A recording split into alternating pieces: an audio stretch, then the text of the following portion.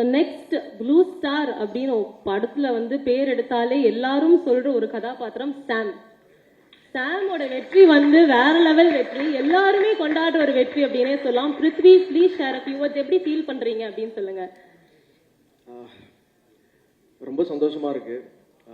Success meet இது வந்து நிறைய டிவியில் பார்த்துருக்கேன், பேப்பரில் பார்த்துருக்கேன். இன்னைக்கு இந்த மேடையில் நானும் ஒரு பாட்டாக இருக்குது, ரொம்ப சந்தோஷமா இருக்கு. இந்த சக்சஸை டேஸ்ட் பண்ணுறதுக்கு 18 வருஷம் ஆயிருக்கு. ஸோ 2006 என்னோட முதல் படம் ரிலீஸ் ஆச்சு, ப்ளூ ஸ்டார். இந்த படத்தை பற்றி எனக்கு மட்டும் இல்லை, எல்லாருக்குமே ரொம்ப ஸ்பெஷலான படம். ஃபர்ஸ்ட் டே வந்து ரோகிணி தேட்டரில் வந்து பார்த்துட்டு வெளியே வரும்போது எனக்கு எப்பவுமே ஒரு விஷயம் இருக்கு. வெளியே போகும்போது எல்லாரும் பாண்டியராஜ் சார் பையன், பாண்டியராஜ் சார் பையன், இந்த டேக்லைன் எனக்கு எப்பவுமே சந்தோஷமா இருந்துச்சு. ஒரு டைம்ல என்னன்னா நமக்குன்னு ஒரு அடையாளம் கிடைக்கலையே, எப்ப பார்த்தாலும் அப்பா பேர் சொல்லியே கூப்பிடுறாங்களே அப்படின்ற வருத்தம் எனக்குள்ள இருந்துகிட்டே இருந்துச்சு. ப்ளூ ஸ்டார் படம் முடிச்சுட்டு வெளியே வரும்போது என் பேர் கூட யாருக்குமே ஞாபகம் இல்லை. சாம் சாம் சாம் சாம் சாம்னு சொன்னாங்க. உண்மையிலேயே ரொம்ப சந்தோஷமா இருந்துச்சு. அப்போ சாமன் சொன்னோன்னே மீடியா நண்பர் வந்து ஒருத்தர் சொன்னாரு, ஏங்க அவர் சாம் இல்லைங்க, அவங்க அப்பா தாங்க பாண்டியராஜன் சார் அப்படின்னாங்க. இந்த வார்த்தை கேட்கறதுக்கு எனக்கு ரொம்ப சந்தோஷமா இருந்துச்சு. அண்ட் முக்கியமா எல்லாரும் வந்து இந்த கைத்தட்டல், விசில் சத்தம் இதெல்லாம் ரொம்ப சந்தோஷமா இருக்கு. எல்லாரும் சொல்ற ஒரு காமனான விஷயம் வந்து நல்லா நடிச்சிருக்கீங்க, ஆக்டரா நீங்க இம்ப்ரூவ் ஆயிருக்கீங்க அப்படின்னு சொன்னாங்க. அது வந்து அதுக்கு ரொம்ப சாட்டிஸ்ஃபைங்கா இருக்கு இந்த மாதிரி கமெண்ட்ஸ் கேட்கறதுக்கு. இருக்கு, நான் வந்து போன்ல எழுதிருக்கேன், எதுவும் மறக்காம இருக்கு. இல்லப்பா எப்பா. ஃபர்ஸ்ட் ரஞ்சித் சார் பத்தி சொன்னோம். ரஞ்சித் சார் வந்து மெட்ராஸ்ல இருந்து நான் ஃபாலோ பண்ணிட்டு இருக்கேன். மெட்ராஸ் படத்துல இருந்து சார் கூட நான் ஒர்க் பண்ணோம். அவர் படங்கள் எனக்கு ரொம்ப பிடிக்கும். நிறைய கேரக்டர்ஸ் இருக்கு, ஏதாவது ஒரு கேரக்டர் நமக்கு கிடைக்குமான்ட்டு நான் ரொம்ப நாளா ட்ரை பண்ணிட்டு இருந்தேன். நிறைய படங்கள்ல முயற்சித்தேன், பட் நடக்கல. இன்னைக்கு ப்ளூ ஸ்டார் மூலியமா அது நடந்தது, ரொம்ப சந்தோஷம். Thank you sir, thank you thank you thank you so much. அடுத்து எங்க டைரக்டர் ஜெயக்குமார் சார் பத்தி சொல்லணும். ஃபர்ஸ்ட் அவரை பத்தி சொல்றதுக்கு முன்னாடி இன்னொரு விஷயம் சொல்றேன். இந்த படத்தை நான் வந்தது எப்படின்னா, சாந்தனு என்னோட நண்பன், அவனுக்கு ஒரு பெரிய தேங்க்ஸ் சொல்றேன். ஏன்னா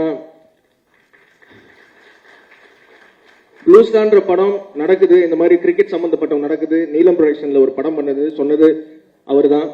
அவர் மூலியமா தான் எனக்கு இந்த படத்துல I went to the film. So அதை சொல்லணும்னு ஆசைப்படுறேன். Thanks Sonu, thank you thanks.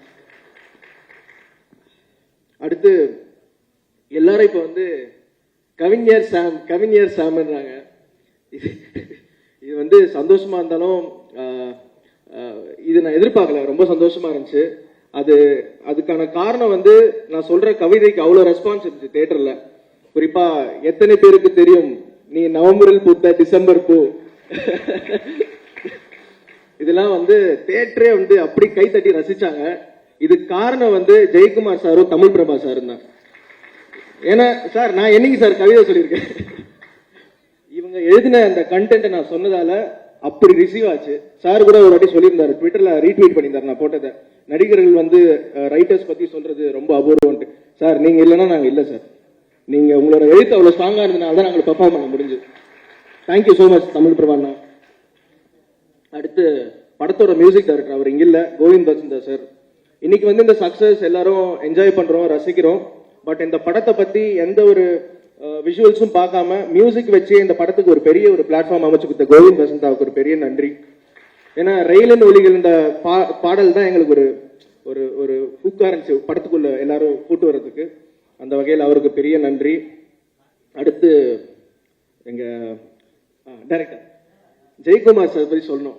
Ashok கூட ஒரு மேடையில் சொன்னேன், அவரை பத்தி சொல்லணும்னா முரட்டுத்தனமான ஒரு ரவுடி குழந்தைன்னு சொல்லுவேன். அவர் ரொம்ப pure at heart. Ranjith sir சொன்னாரு, டே அவன் திடீர்னு கோவப்பட்டு கை விட்டுருவான்டா, எப்படி அவங்க எல்லாம் திட்டுறானா அப்படின்னாரு. சார் நீங்க சொல்லிதான் சார் அப்படி ஒரு கேரக்டர் எங்களுக்கு தெரியும், ரொம்ப குழந்தை மாதிரி எங்களை ஹேண்டில் பண்ணாரு சார் அப்படின்னு சொன்னேன். Thank you Jai sir, thank you so much, thank you so much. அடுத்து இந்த படத்தோட ப்ரொட்டாகனிஸ்ட் அசோக் செல்வன். உண்மையிலே சொல்றாங்க, ரொம்ப சந்தோஷமா இருந்துச்சு. நானும் அவரு ஒரே வயசு தான், பட் உண்மையிலே ஒரு அண்ணன் தம்பி மாதிரி படத்துல இருந்தமோ இல்லையோ நாங்க பழகும் போது இருந்துச்சு. தேங்க்யூ அசோக். ஏன்னா ஒரு வாட்டியும் நடிக்கும் போது இப்போ இது என்னாலும் கொண்டாடுறோம், சந்தோஷமா இருக்கு. பட் நடிக்கும் போதே ரொம்ப எனக்கு கான்ஃபிடன்ஸ் கொடுத்தது அசோக் தான். ஒரு வாட்டி ஒரு சீன் நடிச்சு படத்துல ஒரு ஷெட்யூல் முடிஞ்ச போதும், மச்சான் அவசரப்படாத, இந்த படத்துல ஒரு நல்ல பேர் கிடைக்கும், ஒரு பிரேக் கிடைக்கும், அவசரப்பட்டு எதுவும் பண்ணாத, என்னை நம்புன்னு சொன்னான். So thanks Ashok, thank you so much. And அவன் வந்து ரொம்ப செல்ஃபிஷான ஆக்டர் கிடையாது, அவனை பத்தி மட்டும் யோசிக்க மாட்டான், கூட இருக்க ஆக்டர்ஸ் பத்தி யோசிப்பான். ஸோ இது எல்லாரும் பண்றாங்கன்னு தெரியல. தேங்க்யூ மச்சான், தேங்க்யூ. அடுத்து மற்ற நடிகர் ஃபர்ஸ்ட் முடிச்சிடுறேன். அடுத்து எங்க அம்மா நடிச்ச லிசி மேடம், அப்புறம் திவ்யா. அம்மா அவங்கள பத்தி சொல்லணும். உண்மையிலேயே எங்களுக்கு நடிக்கும் போது எங்கெல்லாம் அந்த கேரக்டர்லாம் மறந்து அப்படியே ஒரு அம்மா கிட்ட ஒரு பையன் என்ன ஒரு அஃபெக்ஷன் செலுத்துவானோ அந்த மாதிரி தான் இருந்துச்சு.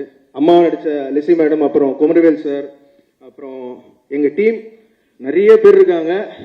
Tarun, Sudha, Thamu, Sadagopan, sorry Nandagopal, sorry. So எல்லாருக்கும் பெரிய நன்றி. நான் நிறைய டைம் எடுத்துக்கிறேன் நினைக்கிறேன், சாரி கைஸ் யாராவது மறந்துட்டா. அப்புறம் கீர்த்தி பத்தி சொல்லணும். நான் சொல்லுவாங்க எல்லாருக்கும் இந்த படத்துல நிறைய கிடைச்சிச்சு, அசோக் செல்வனுக்கும் பொண்டாட்டியே கிடைச்சிச்சு.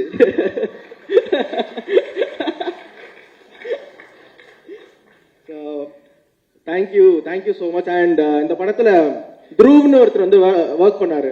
எப்படி ஒரு ஸ்டண்ட்டுக்கு ஒரு சாங்க்கு ஒரு கொரியோகிராஃபரோ, ஸ்டண்ட்டுக்கு ஒரு ஸ்டண்ட் மாஸ்டரோ, ஸ்போர்ட்ஸ் ஃபிலிம்னால அவர் வந்து ஒரு பெரிய பாட்டா இருந்தாரு. அவருக்கு ஒரு பெரிய நன்றி. Thank you bro. அடுத்து எடிட்டர், எங்க படத்தோட எடிட்டர் தாங்க ஸ்ட்ரென்த். நிறைய பேர் படம் முடிச்சுட்டு வந்து படம் சூப்பரா இருக்கு, டயலாக் நல்லா இருக்கு, ஸ்கிரீன் பிளே நல்லா இருக்குன்னு சொல்லி கேள்விப்பட்டிருக்கோம். முதல் தடவை எடிட்டிங்காக அவ்வளோ கமெண்ட்ஸுங்க இந்த படத்துக்கு. இது யாரும் எதிர்பார்க்கல. ஒர்க் பண்ற எங்களுக்கு தெரிஞ்சும் அவரும் சொன்னார், அசோக் எப்படி ஷூட் பண்ணும்போது சொன்னாரோ, படம் முடிச்சுட்டு விஷுவல்ஸ்லாம் பார்த்து அவர் சொன்னாரு. So Selva sir thank you. எங்க இருக்கீங்க? Thank you so much. அப்புறம் கோச்சா நடிச்ச பாலாஜி பிரசாத், அவர் ஹீஸ் லைக் மை பிரதர், என்னோட நேபர் தான். ஸோ தேங்க்யூ ஸோ மச்ண்ணா, சூப்பராக பண்ணியிருந்தீங்க. நிறைய பேர் உங்க மேலே கோபமாக இருக்காங்க.